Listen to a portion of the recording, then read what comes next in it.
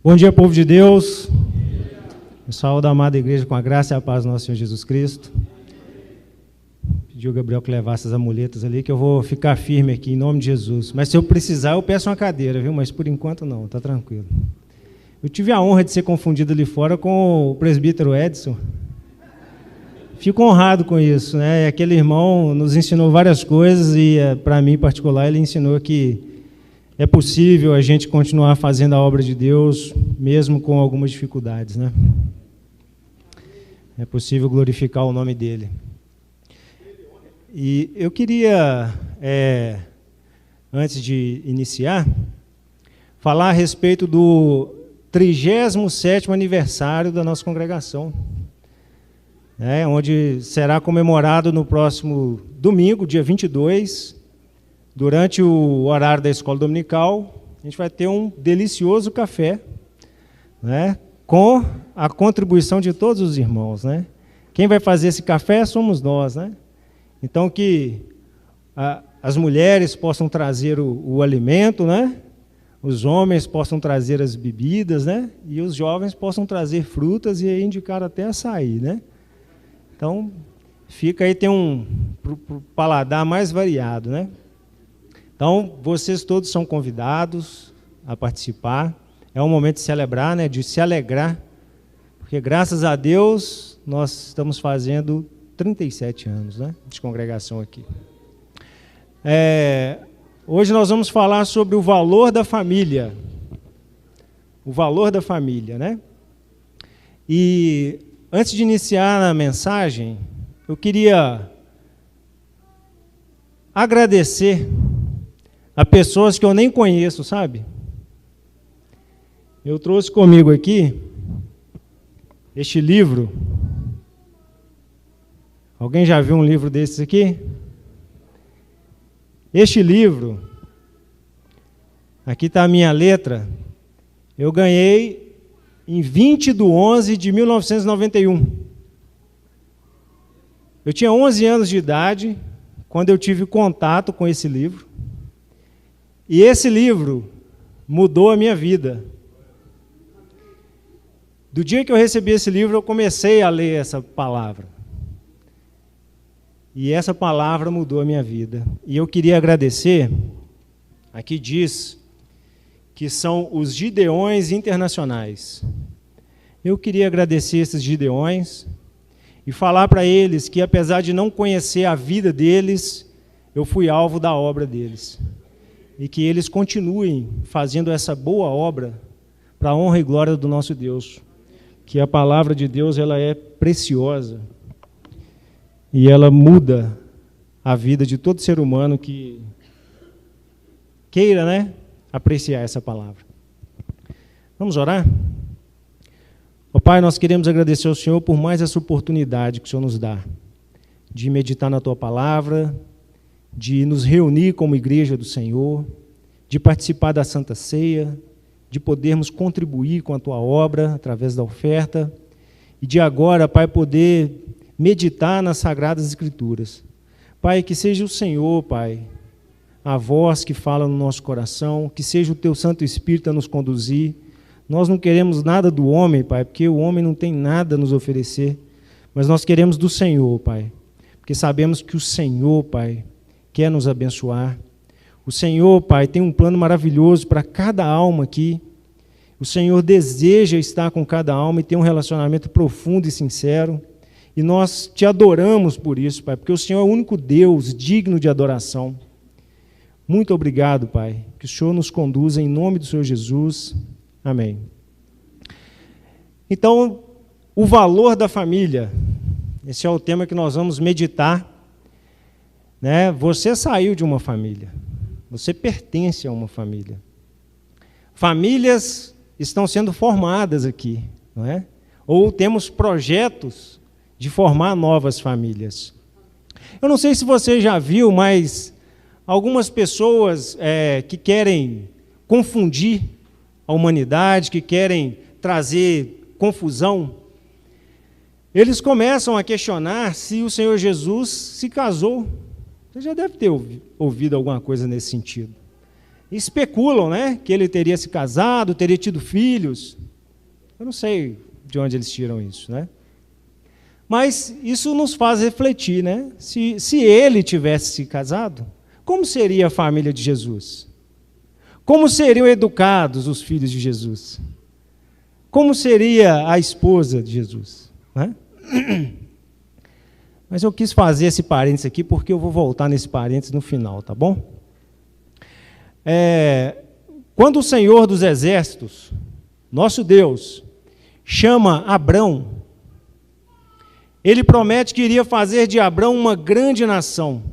E ele diz assim, olha, em ti serão benditas todas as famílias da terra. Isso está lá em Gênesis capítulo 12, verso 1 a 3. Observa que a promessa de Deus a Abrão... Tem aqui, irmão, obrigado, viu? Tem aqui.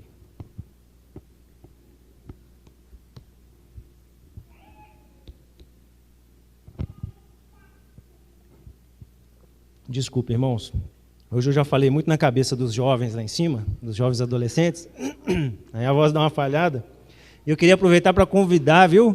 Você que é pai, mãe de jovens, manda lá para mim lá que a gente vai fazer um bom trabalho com eles. A gente está lendo agora, fazendo estudo sobre o Êxodo. Não falta não que você está perdendo.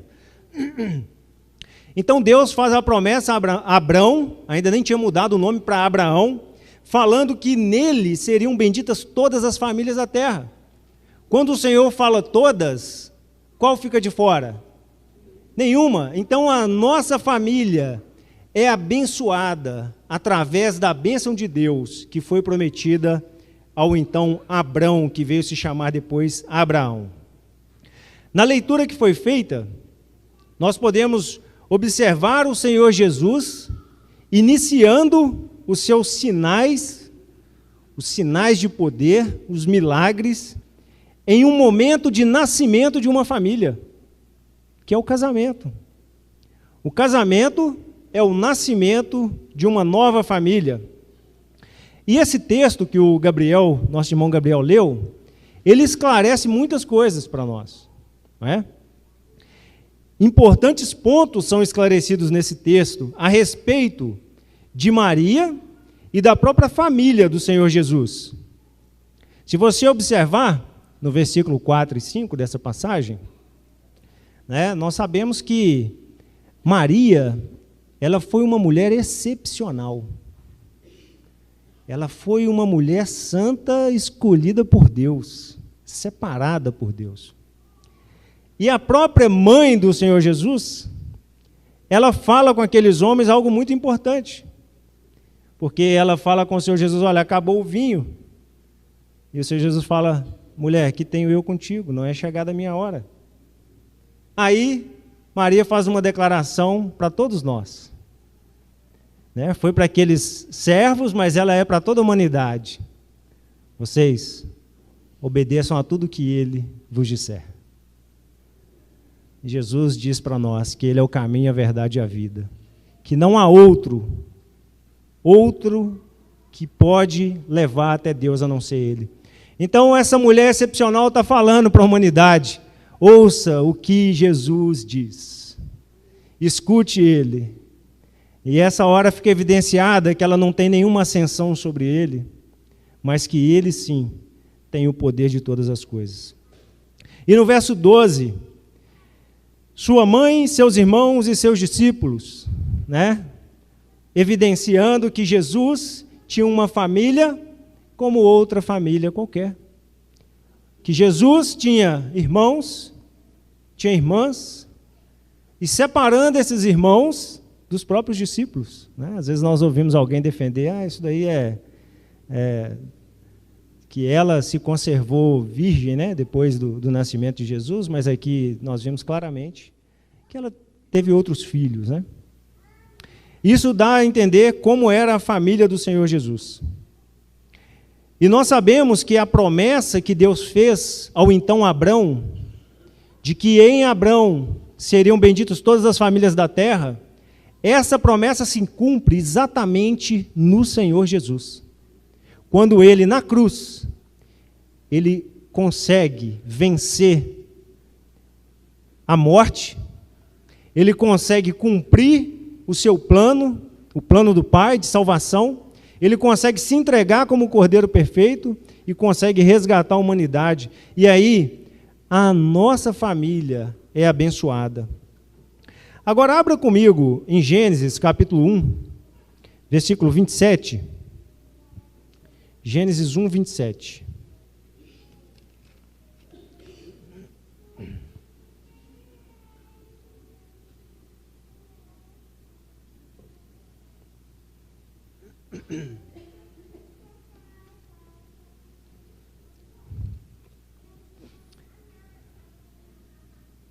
Nós vamos ler do 27 ao 31. Diz assim, Gênesis 1, 27. Criou Deus, pois, o homem, a sua imagem, a imagem de Deus o criou. Homem e mulher os criou. E Deus os abençoou e lhes disse, sede fecundos, multiplicai-vos, enchei a terra e sujeitai-a, dominai sobre os peixes do mar, sobre as aves dos céus e sobre todo o animal que se rasteja pela terra. Verso 29. E disse Deus ainda, eis que vos tenho dado todas as ervas que dão semente e se acham na superfície de toda a terra, e todas as árvores em que há fruto que dê semente, isso vos será para mantimento. E a todos os animais da terra, e a todas as aves dos céus, e a todos os répteis da terra, em que há fôlego de vida, toda a erva verde lhe será para mantimento. E assim se fez. Viu Deus tudo quanto fizera, e eis que era muito bom. Houve tarde e manhã, o sexto dia. Este aqui é o relato da primeira família. O primeiro casal, homem e mulher, feitos à imagem de Deus. E o que Deus diz em sua bênção é para que eles sejam fecundos, para que eles se multipliquem, para que eles encham a terra, populem a terra e dominem sobre os animais e sobre a própria terra. Então aqui nós vemos que Deus, Ele é um Pai maravilhoso. E como um pai, Ele prepara toda a terra e Ele entrega para esse casal, que é a primeira família. E Ele diz para se multiplicar a imagem de Deus, porque o homem e a mulher foram criados à imagem de Deus. E mais, Ele diz para que esse casal domine sobre toda a criação. Vamos seguir mais um pouco para a gente poder abordar sobre essa questão do domínio sobre a criação. Sabemos que devido à desobediência do homem, o pecado entrou no mundo, a humanidade se corrompeu, a tal ponto que incomoda ao Senhor, e Deus decide então exterminar todas as famílias da terra. Tudo que tem vida sobre a terra. E Deus vai enviar então um dilúvio para acabar com a humanidade. Mas um homem achou graça diante de Deus. E esse homem salvou a sua família. E assim, Deus preservou Noé, sua esposa, seus 3 filhos e as 3 esposas dos seus filhos. Então, ao todo, foram preservados aí 4 casais. Agora, é interessante que nesse novo recomeço, Deus também fala algo muito importante para Noé. Abra aí um pouquinho à frente em Gênesis, capítulo 9, para que a gente possa entender o valor da família. Gênesis, capítulo 9, verso 1 a 3.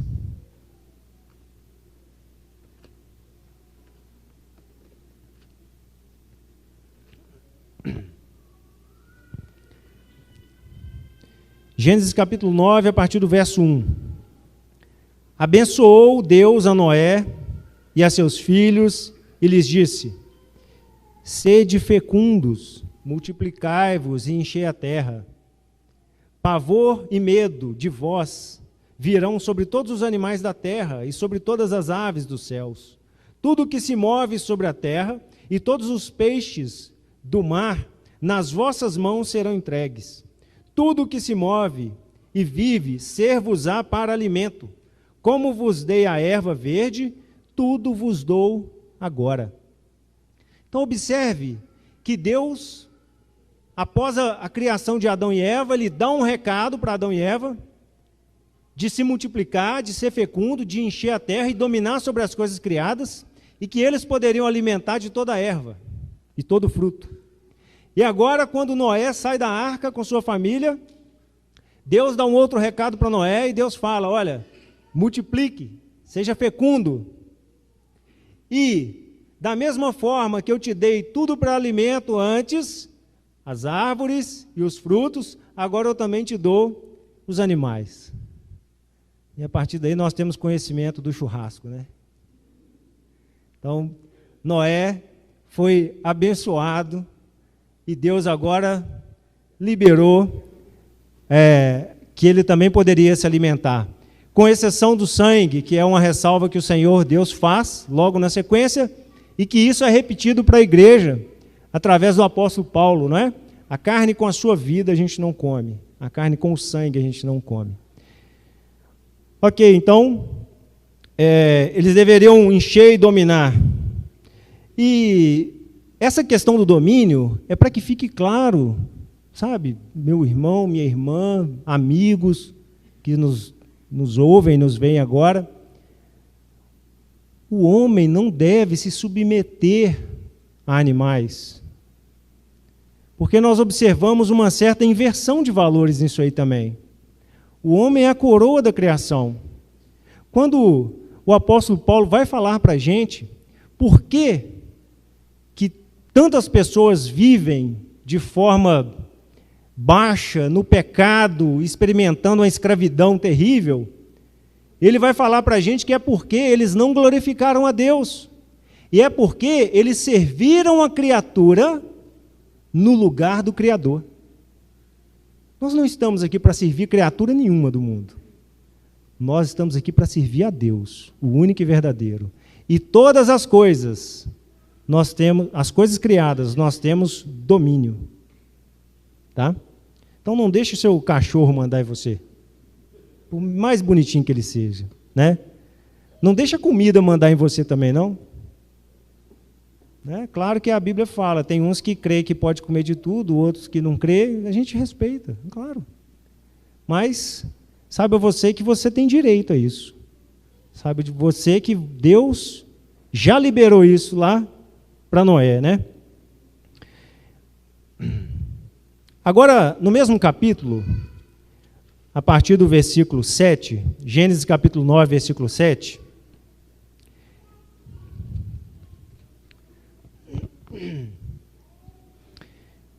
que aí vai falar novamente, olha, mas que Deus vai dar a prescrição de não comer a carne com o sangue, e no versículo 7 fala assim, olha, mas sede fecundos e multiplicai-vos, povoai a terra e multiplicai-vos nela.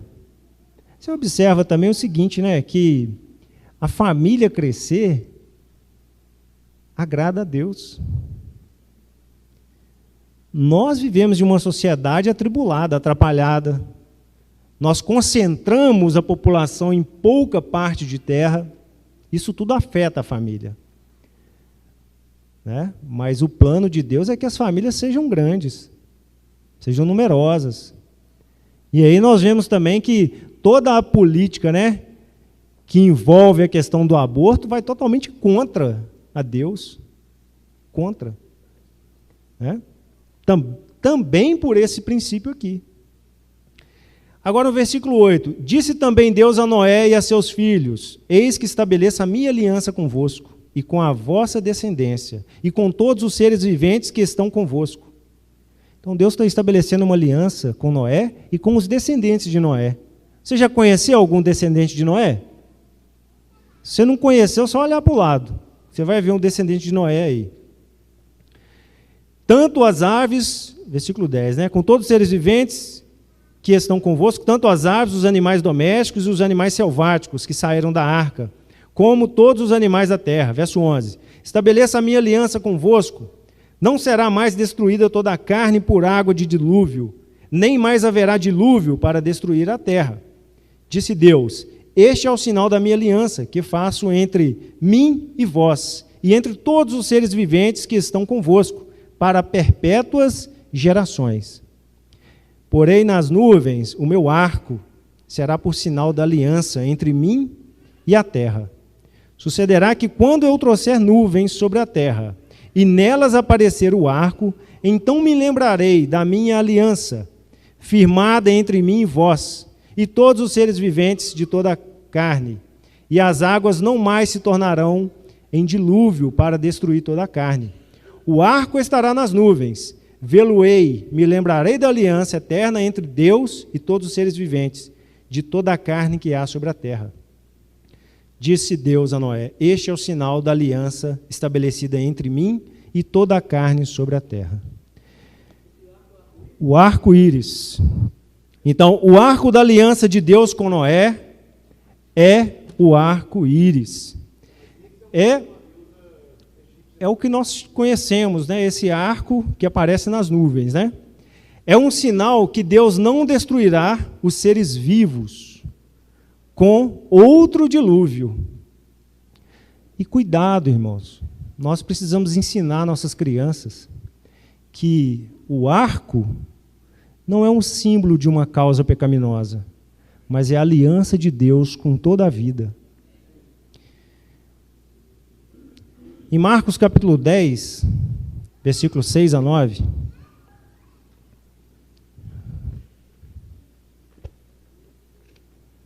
vamos lá.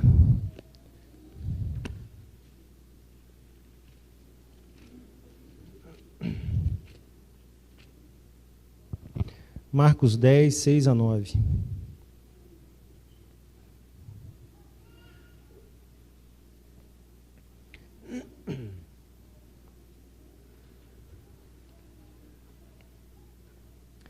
Diz assim, Marcos 10, versículo 6. Porém, desde o princípio da criação, Deus os fez homem e mulher. Por isso deixará o homem seu pai e mãe, e unir-se à sua mulher, e com a sua mulher serão os dois uma só carne. Interessante como ele frisa aqui, né? Tantas vezes com a sua mulher, né? De modo que já não são dois, mas uma só carne. Portanto, o que Deus ajuntou, não separe o homem. Observa, igreja, que o plano de Deus, tá? A vontade de Deus é que as famílias se multipliquem, que dominem sobre a criação e que tenham um relacionamento com Deus. Essa é a vontade de Deus.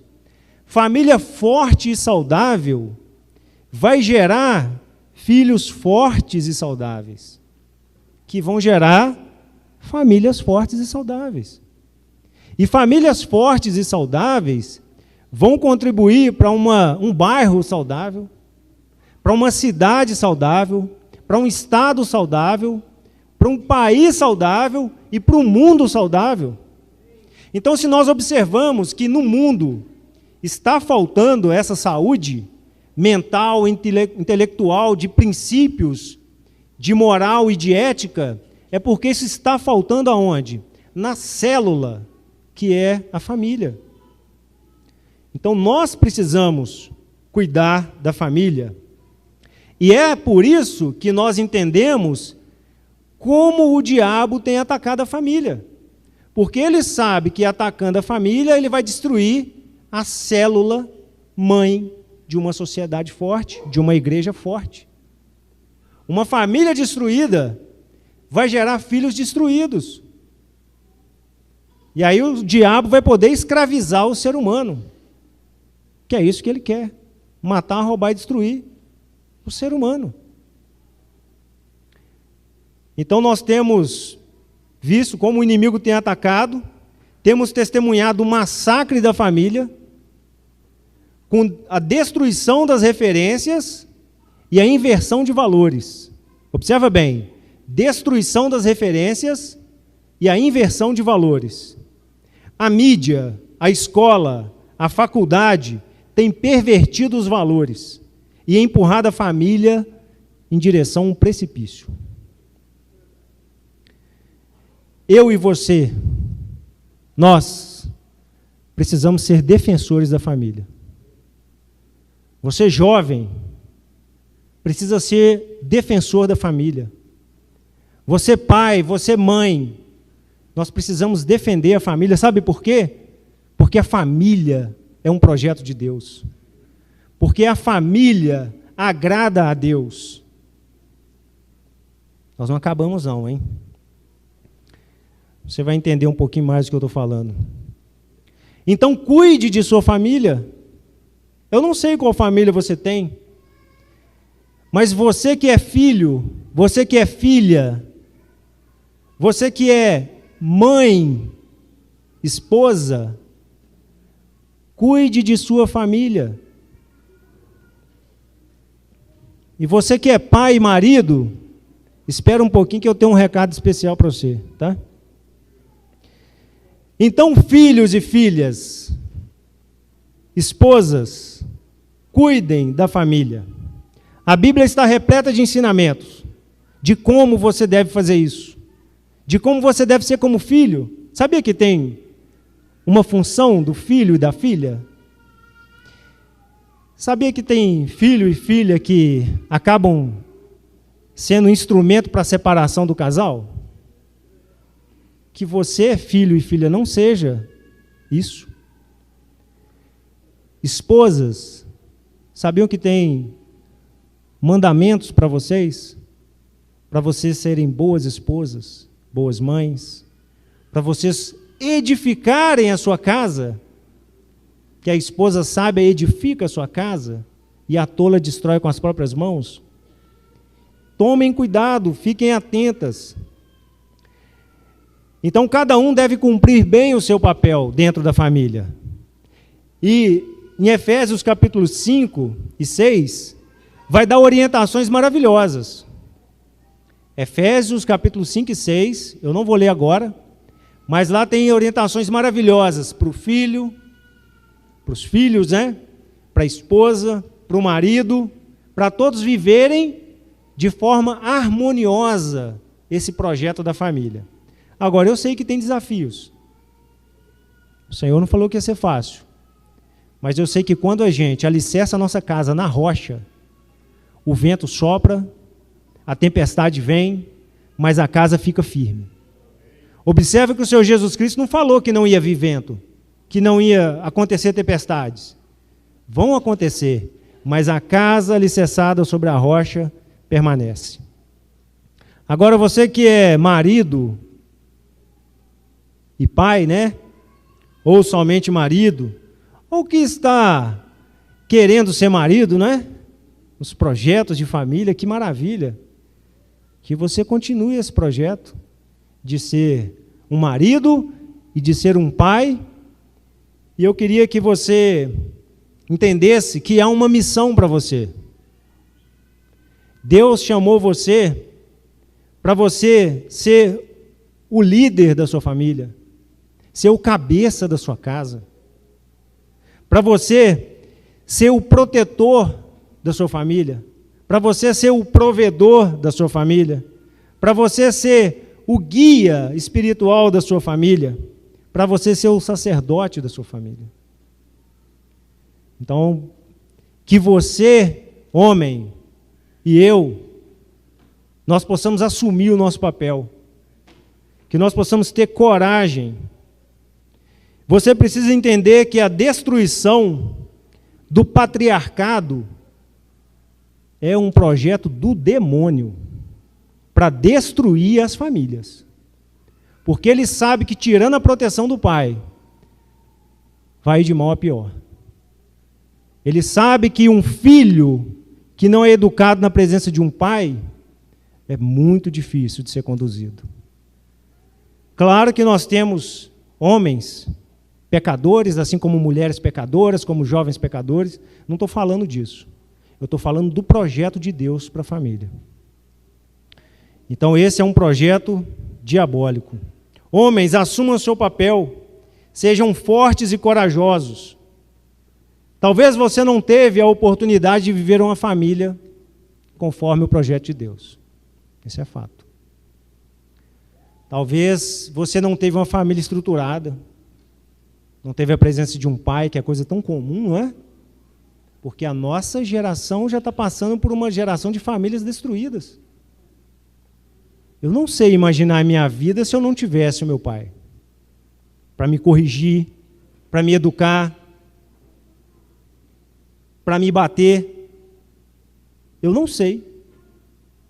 E eu também não posso falar para você que não teve isso, como se isso fosse normal, porque não é normal, não é essa a vontade de Deus.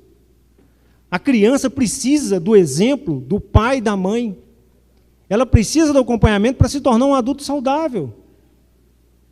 Mas se você viveu numa família que não era assim, eu queria te falar que a sua história não vai terminar assim, se você quiser. Eu queria te falar que Deus está te chamando para a família dele. Que Deus pode suprir você de toda carência emocional, de toda carência intelectual, de todos os valores que você não recebeu lá quando você deveria receber, Ele está disposto a te dar. Que você possa se entregar a Cristo como uma criança se entrega aos pais. Para que Ele possa conduzir você e que Ele possa suprir você, porque Ele chama você para uma família eterna. Como nós cantamos aqui, nós pertencemos a uma família. E Ele está te chamando para a família dEle. Ele sim é o verdadeiro Pai. Nosso Pai terrestre, Ele pode ter falhado conosco. Ou Ele pode ter sido omisso, ou você pode nem conhecer, mas Deus é um Pai de amor. O Senhor Jesus Cristo fez a questão de falar bom somente um, que é o Pai. E é esse Pai que está chamando você para a família dele, para te suprir de toda carência emocional, psicológica, e Ele quer adotar você como filho. Vou voltar um pouquinho aqui em Marcos capítulo 3, verso 33.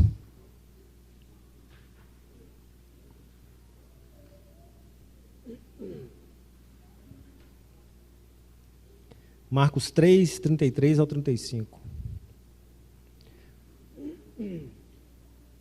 Irmãos, nós buscamos na Escritura, todo esforço que você faz para achar um versículo aí, Deus está vendo. Todo esforço que você faz para buscar na Escritura, Deus está vendo. E assim como o apóstolo Paulo falou que os de Bereia eram pessoas especiais, elogiou eles por quê? Porque eles conferiam o que o apóstolo Paulo falava. Então, às vezes a gente está cansado, o que a gente não quer fazer é ler, e Deus reconhece o seu esforço.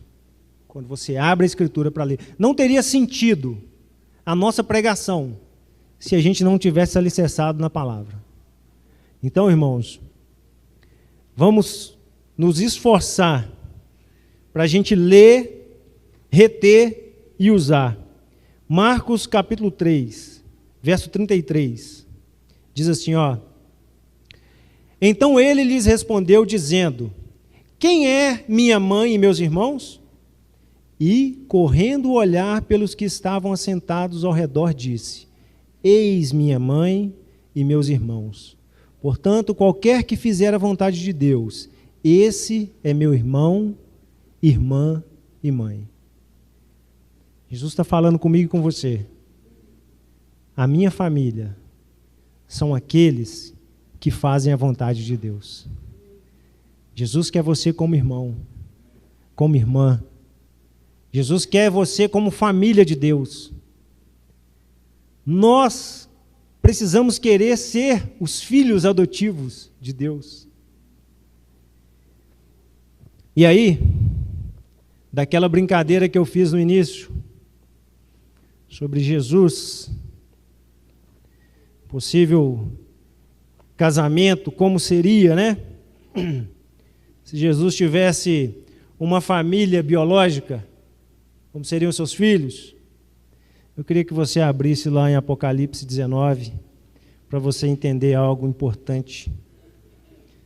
Para você não cair nessa armadilha, nessa falácia, né? Apocalipse 19, versos 6 a 8. Última leitura que nós faremos aqui, nessa manhã.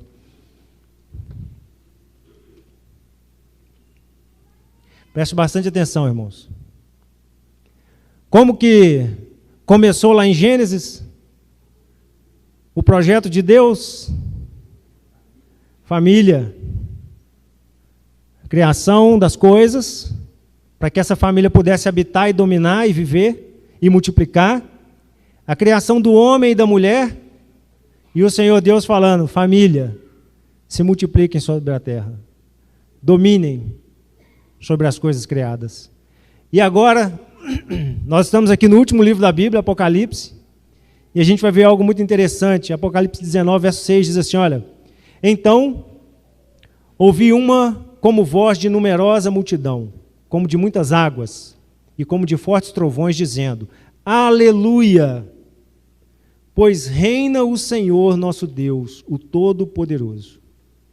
Alegremo-nos, exultemos, e demos-lhe a glória, porque são chegadas as bodas do Cordeiro, cuja esposa a si mesma já se ataviou, pois foi-lhe dado vestir-se de linho finíssimo, resplandecente e puro, porque o linho finíssimo são os atos de justiça dos santos. Irmão, irmã, jovem, visitante, a Bíblia começa com o casamento. A Bíblia começa com a família. A família está no centro do propósito de Deus.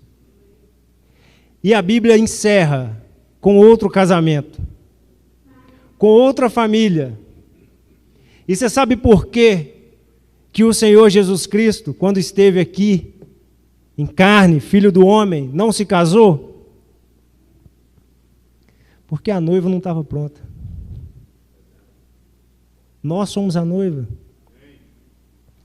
E quando essa noiva estiver pronta, nós vamos ver o Filho de Deus casando com essa noiva, assumindo essa noiva como esposa, onde nós poderemos reinar. Nós vamos reinar com Jesus para sempre. Não perca a sua esperança. Invista na sua família. Pague o preço da oração, o preço do trabalho, o preço da proteção, o preço da comunhão. Incentive seus pais a orar com você, não espera pelos pais. Incentive seus filhos a orar com você. Esposa, incentiva seu marido a orar com você. Marido, estuda a Bíblia com a sua família. Busque a Deus em família. Não deixe que o inimigo lance os dardos para destruir a sua família, porque esse é o objetivo dele. Famílias fortes, igreja forte. Famílias fortes, seres humanos saudáveis, que vão saber dizer não para a proposta do diabo.